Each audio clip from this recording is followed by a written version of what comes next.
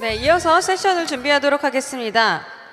다음으로는 모멘텀 6의 원가람 매니징 파트너님께서 Evolution of Crypto Investing에 대해서 발표해 주시겠습니다. 네, 모두 집중해 주시기 바라겠어요. Hi guys, I'm going to be conducting it in English because I just don't have the Korean to do this presentation in Korean. But yeah, my name is Garlam. I run a venture capital company called Momentum 6. We started back in 2017, and we've been growing. Yeah, we've grown for 5 years. Let me just give you a quick intro here. So we have two big verticals. So first one is our venture fund called Momentum 6, which we invest in pre-seed and seed deals. We were one of the investors in Upbit, Sandbox, for example. And we have a research organization or collective called the Crypto Illuminati, where we publish all the alpha or various different research that we kind of find in Twitter, Discord, Telegram. So we kind of run those two, and our research collective has became one of the second biggest in the industry right now. So I'll kind of share the link afterwards as well. So I wanted to talk about the evolution of crypto investing, how it went from Web 2 to Web 3. And basically, Web 2 was mostly focused on CeFi, centralized finance. And it was based on the idea that the internet and information transfer and value transfer started happening, but it was more on the centralized side. So you see a lot of like real estate, derivatives, equities, fixed income bonds. That was kind of like the Web 2 side. And including all of that asset, it became almost like a $100 trillion market, right? Now, enter crypto. I think it started really blowing up back in 2017 when Bitcoin started going from 1,000 to 14,000, 15,000. And what came after was ICO days that basically kind of opened up DeFi and all of the other kind of investment digital asset that the retail could invest in. Now, I think we're going through another pivotal phase with DeFi maturing with lending, farming, insurance, security, as well as NFT coming into the scene where a lot of the retail started getting in, as well as GameFi, Layer 1, different Layer 1s and building their ecosystem, and exchanges having futures and perps and derivatives. So we believe that the crypto market with its global liquidity will reach a much, much larger size, way more than 1 trillion and where it is today. I think all the derivative products and the value it'll accrue might 2x, 3x, 4x the current asset class that we have. So that's our thesis on the entire market.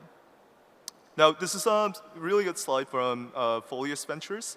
So basically what it's explaining is how the crypto asset and its maturity kind of evolved throughout the years. So you have Bitcoin, which more worked as a blockchain and value transfer, and then you had Ethereum, which you start coding on, and that's what brought the entire DeFi boom. And then after that, you had all these layer ones and applications that started coming in, basically allowing a lot more retail to build out their own DeFi products and getting more retail involved. So we believe that the next phase with the apps maturing, DeFi maturing, will kind of transition into a wage that we haven't seen before. And those are some of the topics that I'm going to talk about today. So I'm going to go through about 10 different investment verticals that we've been currently looking at. First is aggregators. So what aggregators are basically, you start with a platform, say platform to sell cookies or platforms to sell tickets, airplane tickets or hotels. And what came afterwards was things like Expedia or Google or Booking.com that basically started aggregating all these different prices and giving the best availability as well as best prices for the consumers and users. And we believe that Web3 will undergo similar kind of transition from platform to aggregators. Now, inside that, you have NFT marketplaces that kind of aggregate different marketplaces, or you have liquidity aggregators like 1inch that are aggregating different liquidity from different chains or from different DeFi dexes. And you have multi-chain aggregators that basically are able to provide liquidity throughout multiple different layer ones in their chains. And I think, yeah, like we like this because there is a huge potential for a lot of these aggregators to build volume and build liquidity, which crypto desperately needs right now. The second one is projects with early regulation and license advantages. So what that basically means, as crypto goes into more maturity, I think what's going to happen is we're going to see a lot of government, a lot of regulators and licensed businesses kind of thriving. That's what's happening to Web2 right now as well. If you look at all the brokerages, custodies, people who can handle money in Web2, that's basically what it's built upon, licenses and regulations. The only reason why you and I can't open up a shop, just start trading, is because of the licenses and regulations. And we believe that with the current trend, Web3 will go through a similar evolution of regulations licenses. So, things like trading networks, exchanges, OEMS, custody, and all the middlemen that you can think of that kind of like handles money in between. I think those are some of the projects that we are very bullish on, or we're kind of looking into. And also, yeah, another thing I want to mention is this is what institutions are looking for in terms of when they want to come into a crypto space. They want to see stability and regulation. They want to see regulation and licenses that prevent people from doing harm or rug pulls.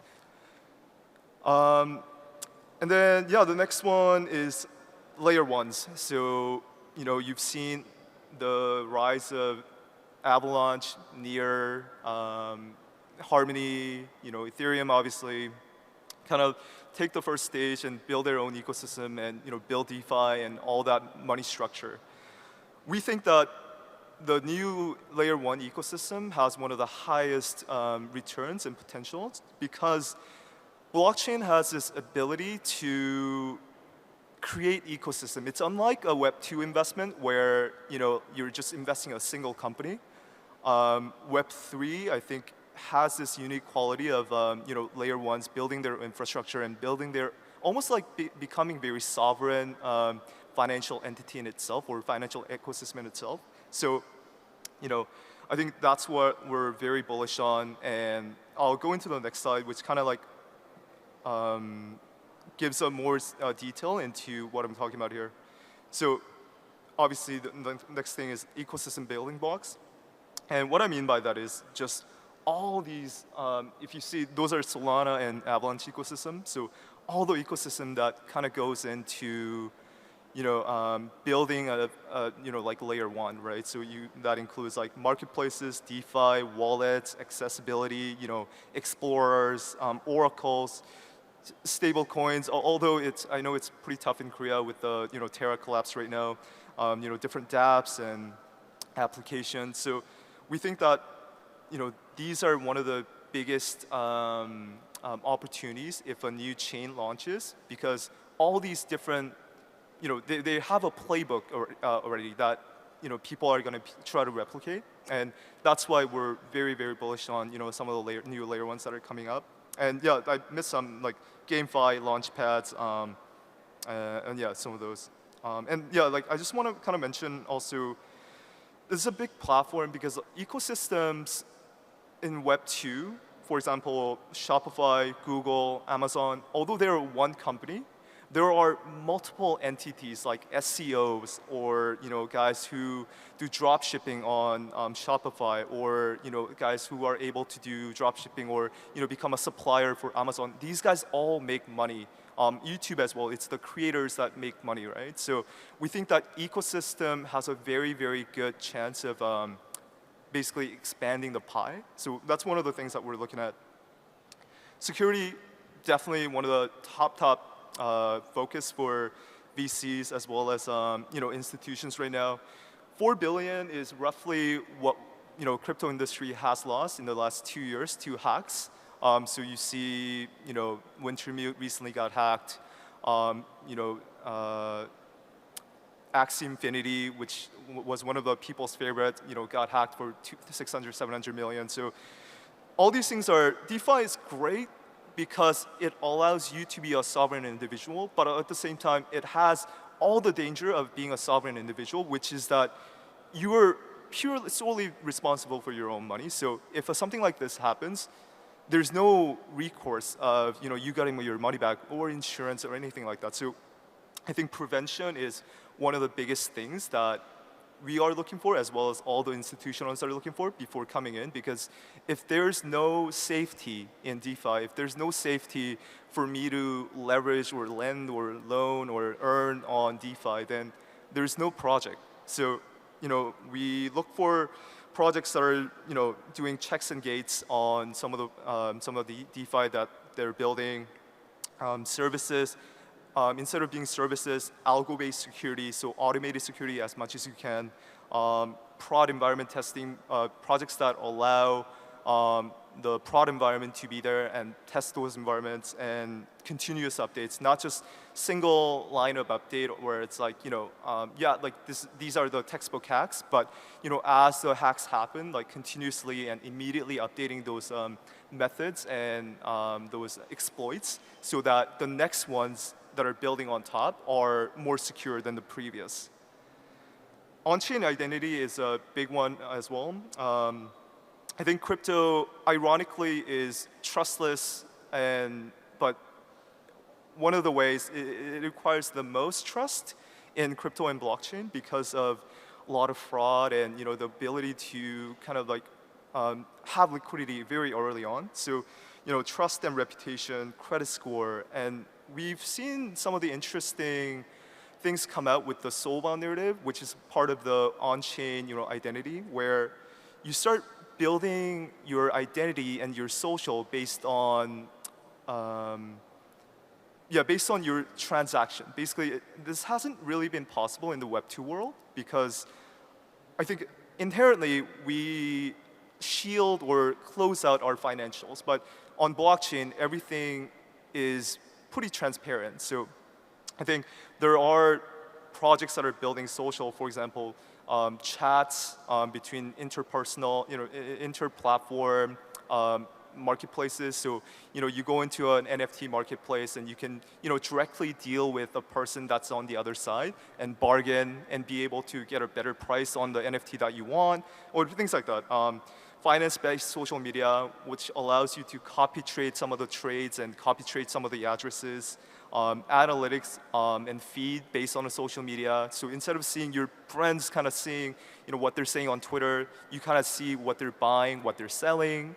So I think it opens up that kind of environment and brings this whole new paradigm in terms of mixing finance with social. So we're very bullish on that. GameFi is one. We have changed our approach in GameFi quite a bit. So GameFi, before Axie and everything kind of went down, I think we were very bullish on GameFi being the next generation of adoption, because this ability to pull in people through token adoption is very, very powerful, where you have clear incentive structure, you have a very clear way for people to make money, and it's on a blockchain, so every project on blockchain is basically trying to get people in, and we thought GameFi was one of the easiest way to do so because it's so intuitive. However, after the recent crash, a lot of the GameFi projects are struggling because token-based adoption isn't possible, and you see a lot of the games out there in Web3 that are basically not that fun to play. People most play, their incentive for playing was for the money. So we see a lot of risk with that, and we want to highlight is long development cycles. So games take 2, 3, 5 years to develop, and that's a big risk. Not knowing how the games are going to turn out. They have high burn rate. They can't really slow down on their burn rate or like reduce their spending, acquisition and retention. Even if the game comes out, it's very hard for them to acquire people, retain people mostly, and monopolization of number 1 and 2 players. This basically means like there are a couple games at the top that suck in all the users and leave the remaining number 3, 4, 5 kind of without any users at all. So we think that's a big risk. However, there are projects that are building, and the companies that we're bullish on are proven studios that have built games before, that have built fun games before. Also Web 2 game migration. So the guys who kind of figured out game mechanics, infrastructure, and are transferring that over to Web 3. Games with very in-depth customization and meta. So for example, like items or experiences or quests that just kind of suck people in and allow you to spend hours and hours in the game, as well as big budget games, just because like it gets rid of a lot of the risk that we kind of highlighted before. Data and visualization. I think this is a new trend that's coming up. Oracles have always been the thing. You guys all know Chainlink. There are a couple other oracles like Band Protocol, but I think there's a whole new wave of data coming in because as the institutions coming, how they make money is data, and data, the availability of the data, and how experienced they are with data and how fast they're with data. So I honestly think it's going to be DeFi equals data, because you're going to be, at the end of the day, a lot of the trading is player versus player, and data is what gives you edge, and how you dissect it and how you understand, how you comprehend that data is what gives you the advantage. So trading, on-chain behavior, who's buying what, who's selling what, who's saying when, all of those we're bullish on. So things like data visualization, data analytics, execution dashboard, places that you can actually see the data and execute the orders at the same time. Oracles, and especially real-time data. As the industry gets more and more mature, I think it's going to be more and more important for people to have access to real-time data. Another one is PC to mobile. I think because of the complexity of DeFi and complexity of a lot of different elements that are within crypto, for you to execute orders or for you to search orders. Right now, a lot of that requires a lot of digital land space.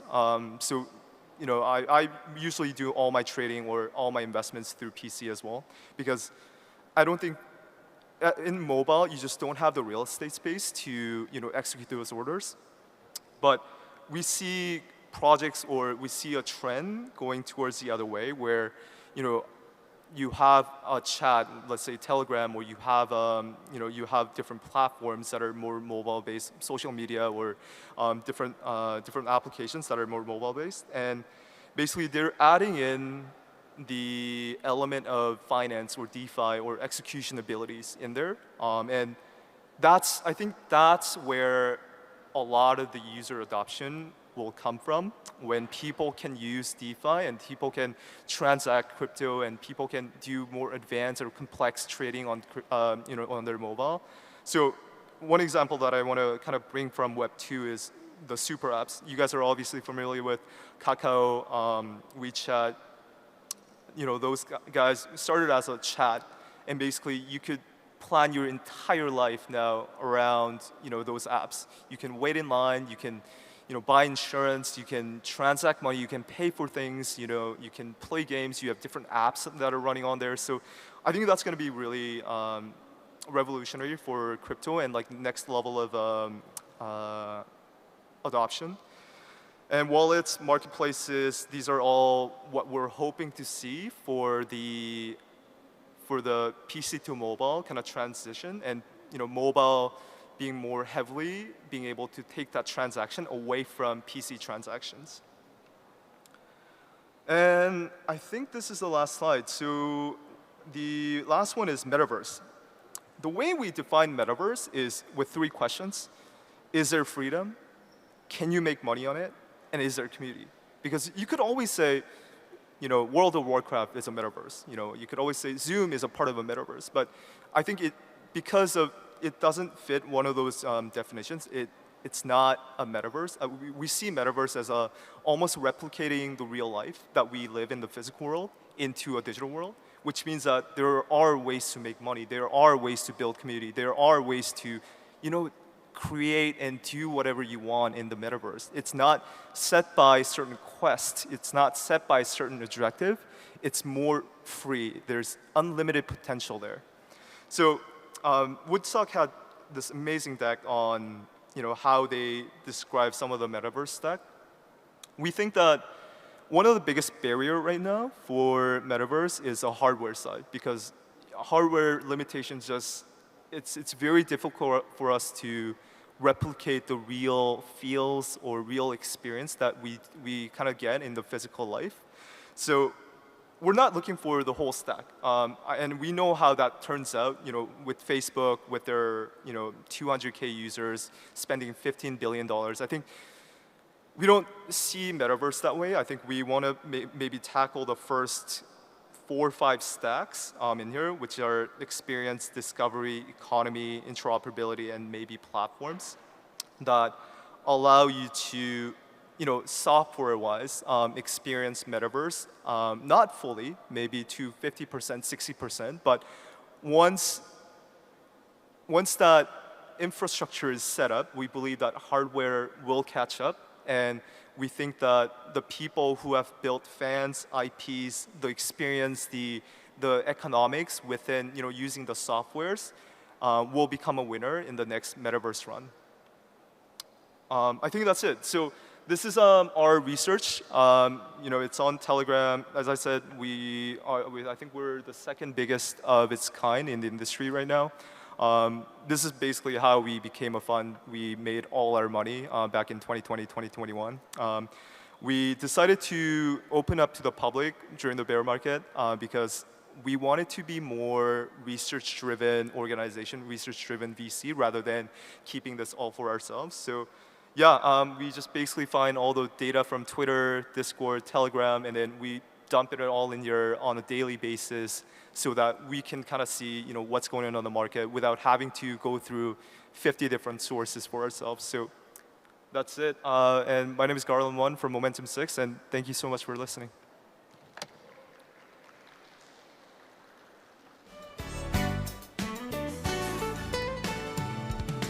네, 원가람 파트너님이었습니다. 감사드립니다.